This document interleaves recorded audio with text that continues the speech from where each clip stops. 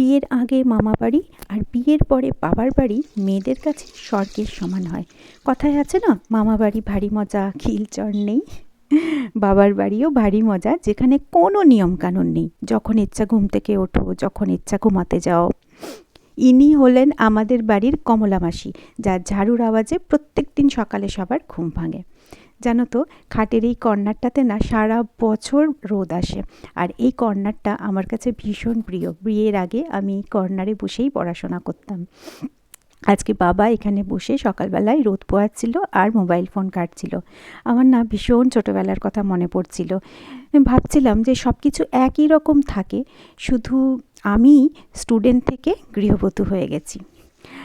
বাবার বাড়িতে এলে ইডলিটা আমার চাই। প্রত্যেক দিন ব্রেকফাস্টে আমি ইডলিটাই খাই।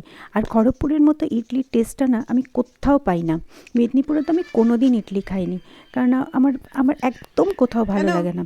খড়গপুরের ইডলি এবং ইডলির সাথে যে সাম্বারটা দেয়, সেই স্বাদটা আমি কোথাও খুঁজে পাই না। তো আমি যতদিন খড়গপুরে থাকি, বাবা প্রত্যেক দিন সকালে ওই ইডলি নিয়ে আসে। আমি ঘুম থেকে ওঠার আগেই বাবা ইডলি বড়া নিয়ে এসে টেবিলে রেখে দেয়, আর আমাকে বলে, মা ওঠ, গরম গরম আছে, চল আমরা একসাথে খাবো।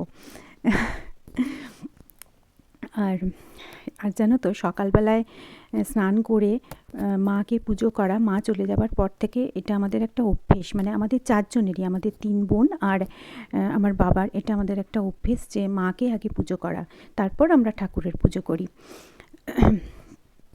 এটা আমার বাবার নিউজ পেপার পড়ার সময়, বাবা নিউজ পেপার পড়ছিল আর ফল খাচ্ছিল, আর আমিও পাশে বসে বাবাকে সঙ্গ দিচ্ছিলাম।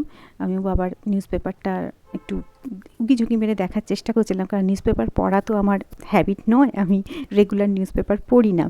কিন্তু বাবার বাড়িতে এলে বাবা যখন নিউজ পেপার পড়ে, তখন বাবার সাথে একটু। আর এরা হলো আমার বাবার নিত্যসঙ্গী। সারা দিন এদের কিচিরমিচির ডাকে পুরো বাড়ি মেতে থাকে। কত রকমের যে পাখি আছে, আমি তো ঠিকঠাক সবকটার নামও জানি না। আর এদের পরিচর্যাও অনেক। সারা দিন এদের নানা রকম খাবার দাবার দিতে হয়, এদের পরিষ্কার পরিচ্ছন্ন রাখতে হয়। বাবা খুব নিয়ম করে, নিষ্ঠা করে এদেরকে পরিচর্যা করে। সারা সকাল এরা আমাদের বাড়ির উঠোনে থাকে, আর সন্ধে হলে বাবা এদেরকে ঘরে তুলে দেয়। তো আজকের মতো ব্লগটা এখানেই শেষ করছি। সবাই খুব ভালো থেকো, সুস্থ থেকো, টাটা।